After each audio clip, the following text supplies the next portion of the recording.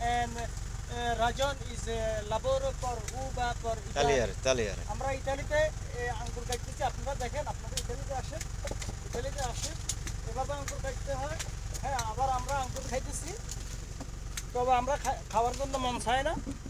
আপনারা আসেন এখানে আসলে 12 টাকা রুজি করা যাবে প্রতিদিন 60 ইউরো Talia. 30 দিন যদি কাজ করেন 2,58,318 টাকা পাইবেন বর্তমান আজকের রেটে তালিয়ারে খালি বয়ান দেয় কাটে না আর দেখেন কিভাবে আঙ্গুর কাটতে হয়